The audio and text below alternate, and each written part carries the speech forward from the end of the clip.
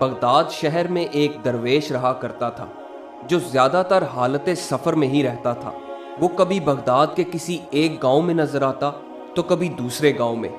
लोग अक्सर औकात उस दरवेश को ढूंढा करते और उससे अपनी मुरादें पूरी करने के लिए दुआएं करवाया करते। एक दफ़ा वो दरवेश कमर बांधे किसी लंबे सफ़र पर जा रहा था। चलते चलते वो बहुत थक गया था, यहाँ तक कि इसके पांव सूजने लगे। उसे भूख भी बहुत ज़ोरों की लग रही थी, फिर भी वो चलता ही रहा। ना जाने अभी उसे कितनी दूर जाना था कि सूरज गरूब होने लगा। इतने में वो एक गांव में पहुंच गया।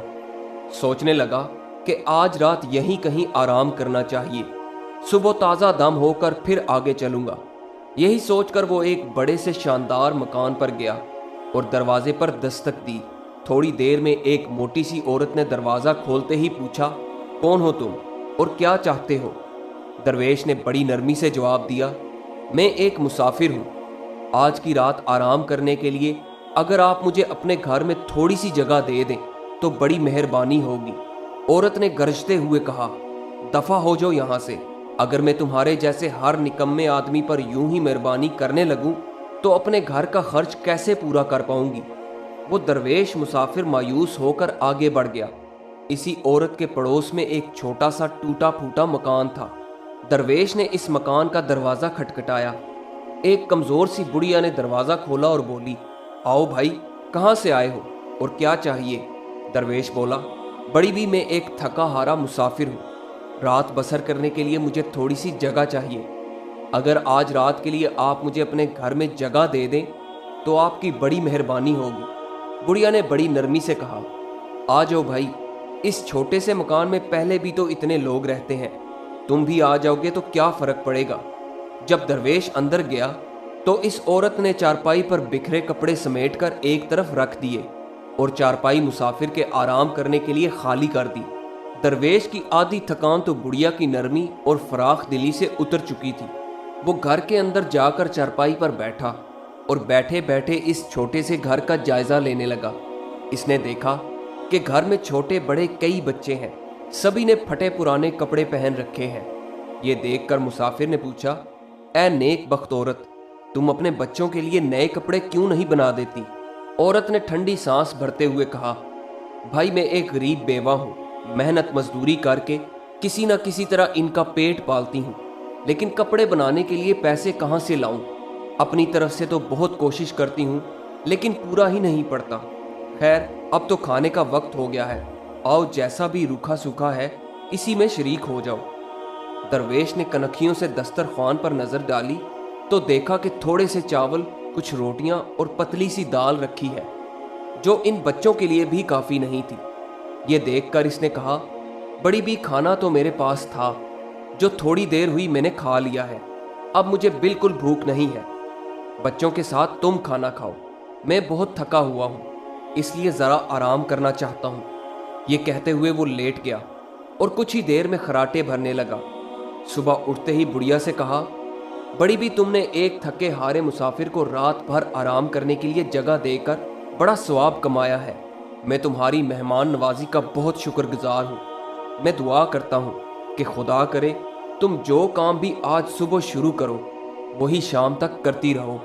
ये सुनकर बुढ़िया ने मुस्कुराते हुए कहा, ऐ मेहरबान भाई, तुम्हारी दुआ के बगैर भी तो सारा दिन मैं काम ही करती रहती हूँ। सुबह उठते ही काम में मसरूफ़ हो जाती हूँ और रात गए तक लगी रहती हूँ, लेकिन काम है कि फिर भी ख़त्म होने में नहीं आता।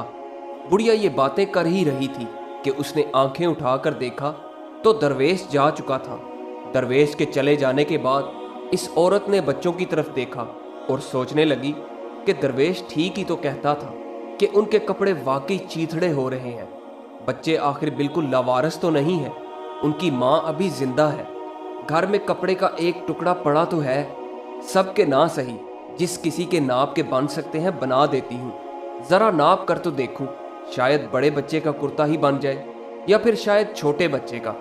यही सोचकर वो पड़ोसन के हाथ से कपड़ा नापने का फीता मांग लाई। वापस आकर इसने संदूक से कपड़ा निकाला और बड़े बच्चे के कुर्ते के लिए इसमें से 1.5 गज कपड़ा नाप लिया। ये देखकर वो बहुत हैरान हुई कि कपड़ा अब भी उतना ही मौजूद था। इसने दूसरे बच्चे के कुर्ते के लिए भी कपड़ा नाप लिया मगर कपड़ा फिर भी उतना ही था। इसके बाद वो सभी बच्चों के लिए कपड़ा नाप कर रखती गई। यहाँ तक कि सैकड़ों बार नापने के बाद भी कपड़े का टुकड़ा बदस्तूर उतना ही बाकी रहता। फर्श पर नपे हुए कपड़ों का ढेर लग गया, फिर भी वो कपड़ा खत्म होने में ना आया। मगर जैसे ही सूरज गरूब हुआ, वो कपड़ा भी खत्म हो गया। ऐन उसी वक्त किसी ने इसके दरवाजे पर दस्तक दी तो बुढ़िया दरवाजे की तरफ लपकी। दरवाजा खोल कर देखा तो पड़ोसन अपना फीता लेने वापस आई थी। उसे दरअसल फीते की तो कोई जरूरत नहीं थी। वो महज ये जानने के लिए बेचैन थी कि इस गरीब औरत के पास नापने के लिए ऐसी कौन सी चीज आ गई है जो अभी तक फीता वापस करने नहीं आई। अब जो इसने देखा तो इसकी आंखें खुली की खुली रह गईं। सारे का सारा घर नए और अच्छे अच्छे कपड़ों से भरा पड़ा था।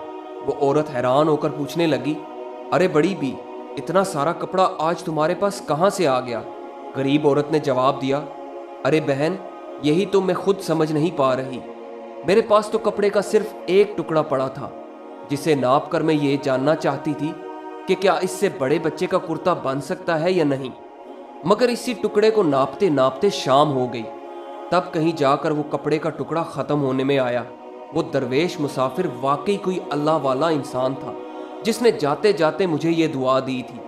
अमीर पड़ोसन ने हड़बड़ाते हुए पूछा, कौन मुसाफिर और कैसी दुआ? गरीब औरत ने जब सारा किस्सा सुनाया तो अमीर पड़ोसन ने सर पीट लिया। दरअसल वही दरवेश मुसाफिर पहले इसी के घर पर गया था जिसे उसने दुत्कार दिया था। अब वो अपने किए पर बहुत पशेमान हो रही थी। अपने घर वापस आकर इसने नौकर को हुक्म दिया कि फौरन जाओ और इस मुसाफिर को ढूंढ कर लाओ। जब तक वो ना मिले तुम भी वापस ना लौटना। अगले दिन सुबह सवेरे नौकर घोड़े पर सवार होकर मुसाफिर की तलाश में निकल पड़ा और दिन भर इस मुसाफिर को तलाश करता रहा। आखिर एक रास्ते पर वो मुसाफिर उसे मिल गया और तस्दीक के लिए इससे पूछा, बाबा, आप क्या वही मुसाफिर हैं जो पिछली रात फलां गांव में एक बेवा औरत के घर में ठहरे थे? दरवेश मुसाफिर ने जब हाँ में जवाब दिया तो नौकर ने कहा कि मेरी मालिकन को आपसे कुछ ज़रूरी काम है, आप मेरे साथ वापस चलें। दरवेश ने कुछ सोचते हुए पूछा, कौन मालिकन और कैसा काम?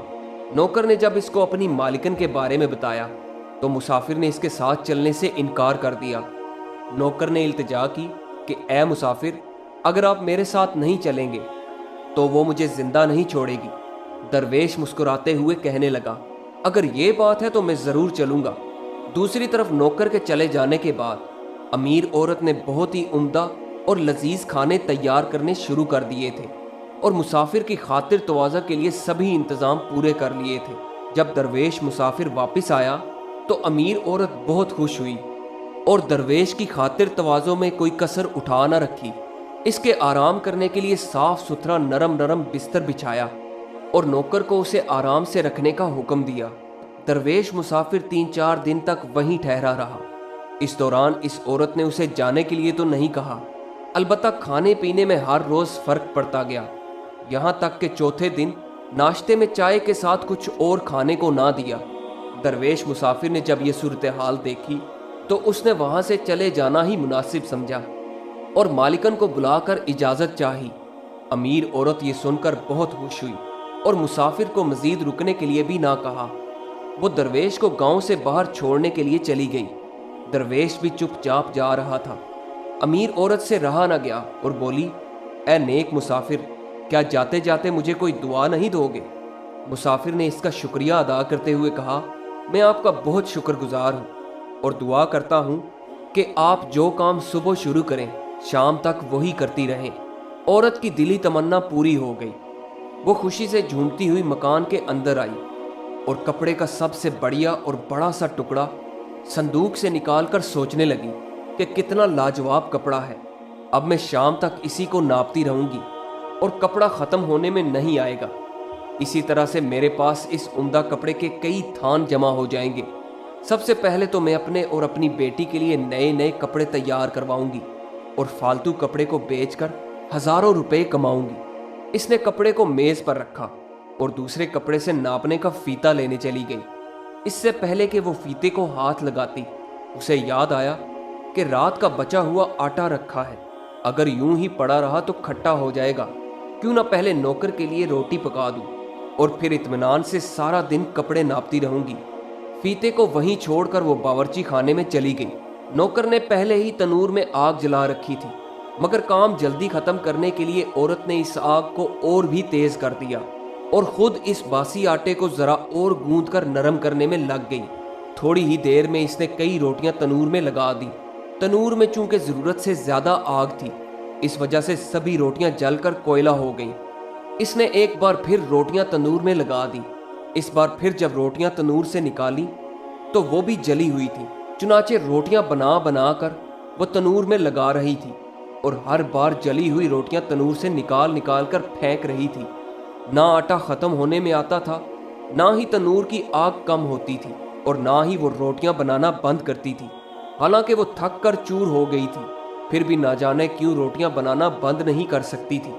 उसे यूं महसूस हो रहा था जैसे कोई ताकत उसे इस काम को जारी रखने पर मजबूर कर रही है। इसके हाथ तेजी से खुद बहुत काम करते जा रहे थे। वो दिन भर रोटियां बना बना कर जलाती रही। न सिर्फ बावर्ची खाने में बल्कि सहन में भी जली हुई रोटियों का ढेर लग गया।